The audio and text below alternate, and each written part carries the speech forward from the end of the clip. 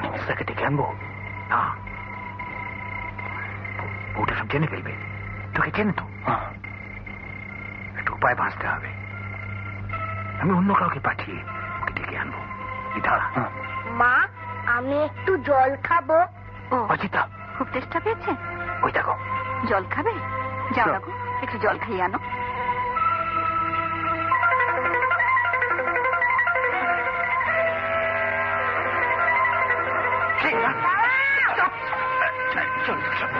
একটা কথা বলবি না। বসিয়ে দে। আমাকে ছেড়ে দাও। কোথায় নিয়ে যাচ্ছ তোমরা? চপ। হ্যাঁ, ছেলেকে ধরে রাখছি কেন? ছেড়ে দাও, ছেড়ে দাও বলছি, ছেড়ে দাও। তুই একদম চুপচাপ বসে থাক। তুমি শব্দ করলে ছেলের মুন্ডুটা ধর থেকে নামিয়ে দেবো। করতে চাও? অজিতদা, অজিতদা, গাড়ি থামাতে বলো। এখানে জিপটা দাঁড় করাচ্ছি, বাপ বেটার দুটোকেই শেষ করে দে।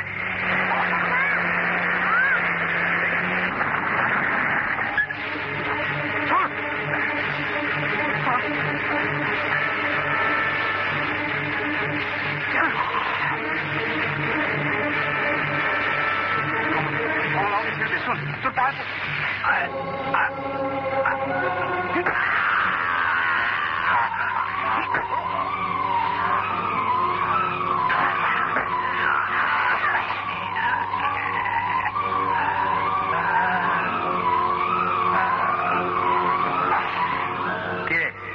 কাজটা শেষ হয়েছে? মনে তো হচ্ছে। আগে হাত দিয়ে দেখ না।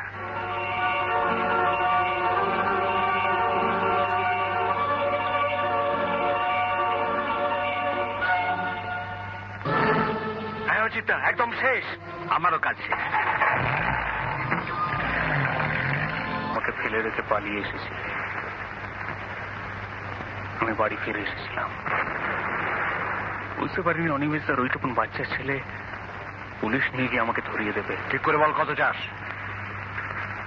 অনিমেষদাকে খুন করার জন্য তো 2 লাখ পাওনাই আছে, আর আমার 4টা বছর তুমি নষ্ট করে দিলে। ঠিক প্রতি বছরের জন্য 1 লাখ করে, মোট 10 লাখ।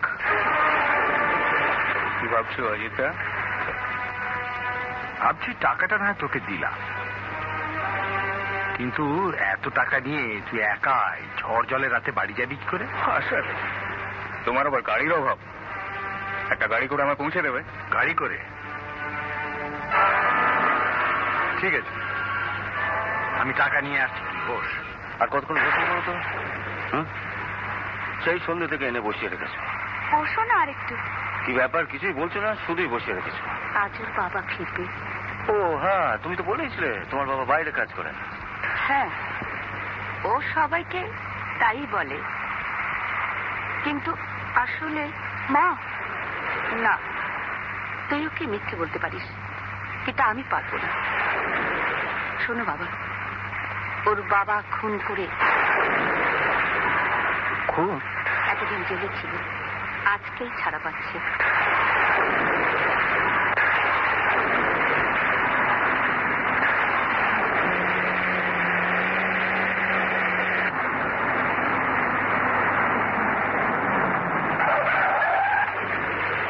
কি হলো?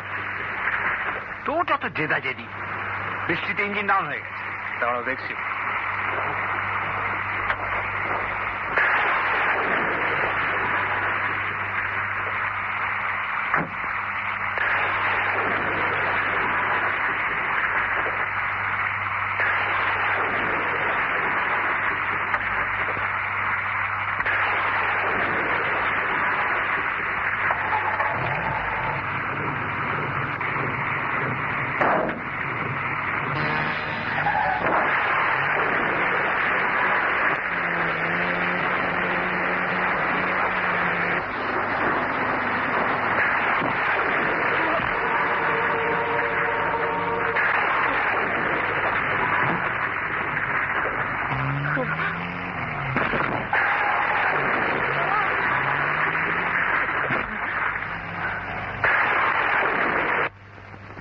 হ্যালো, অজিত চৌধুরী বলছি। হ্যাঁ, সে কি? আমাদের অমল মারা গেছে? কি করে? ও আরে হ্যাঁ, আমি এক্ষুনি আসছি। শুনলেন তো, অমল মারা গেছে। চলুন। স্যার, অমল কি আমাদের পার্টির লোক ছিল? সে আমাদের পার্টির লোক ছিল কিনা জানার কোনো দরকার নেই। এখন আমাদের স্লোগান দিয়ে বলতে হবে যে সে আমাদের পার্টিরই লোক ছিল। হ্যাঁ, নইলে অপর কোনো পার্টি যদি লাশটা দখল করে নেয়। সবার আগে আমাদের পৌঁছতে হবে। সামনে ইলেকশন, অমলের লাশটা সামনে রেখে একটা বড় শোক মিছিল করতে হবে। চলুন।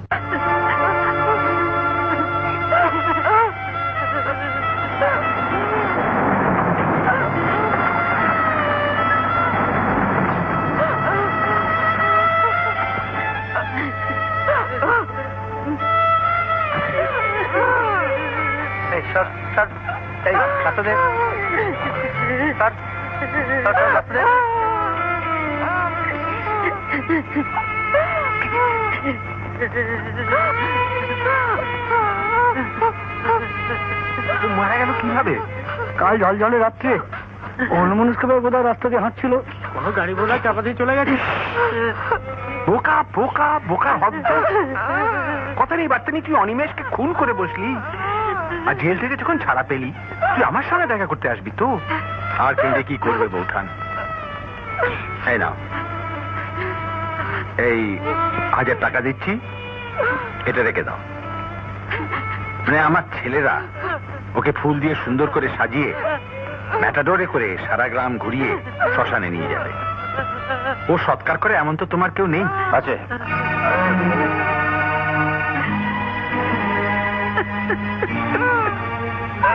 টাকাটা আপনি রেখে দিন মন্ত্রীমশাই। আপনি? লোকে আমাকে নবাব বলেই ডাকে। আপনি তাহলে সেই নবাব? হ্যাঁ, যান, আপনি দলবল নিয়ে চলে যান। আমি লাশটা সৎকার করতে চাইছি, আপত্তি কিসে? সৎকারে আমার আপত্তি নেই। আপত্তি আমার আপনি 1000 টাকা দিয়ে লাশটা কিনতে চাইছেন বলে। শোনো বৌঠান, উনি কি বলছেন শোনো। ঠিকই তো বলছেন। হ্যাঁ, আপনি আপনি তো ওর দাদা।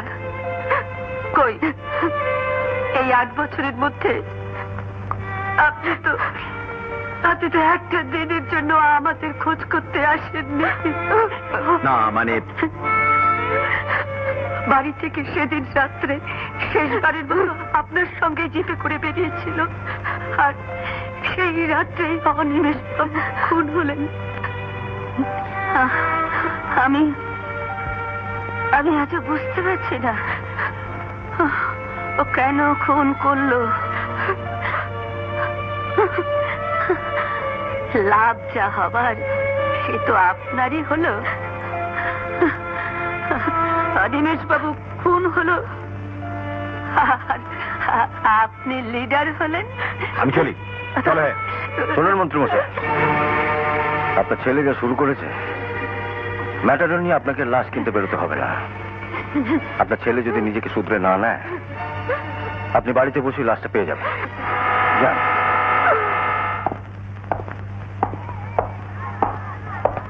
ও হ্যাঁ গোপাল্লা, রাস্তাঘাটে লোকে বলা বলি করছে অনিমেষ মন্ডলের খুনে গাড়ি চাপা পড়ে মারা গেছে। তুমি সরমাকে বেরোতে দিও না, একটু চোখে চোখে রেখো। ঠিক আছে। আরে তো ভয় পেলে চলে না, নজর আমরা ঠিকই রাখবো। আর নবাব আসার আগে তোকে ঠিকই সারা করে দেবো। ঠিকই বলেছে, নবাব যখন তখন চলে আসতে পারে। কোনো চিন্তা নেই। আমার বোন আজ স্কুলে যায়নি, চল যা করার রাজি করতে হবে।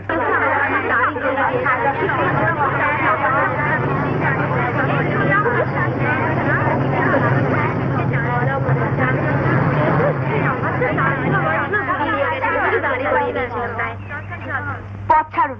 আমি তোমার পথ ছাড়তে পারি যদি ওই শাড়িটা তোমার শরীর থেকে খুলে দাও। শুয়োরের বাচ্চা নবাবের দেওয়া শাড়িটা আমি নিয়ে যাব।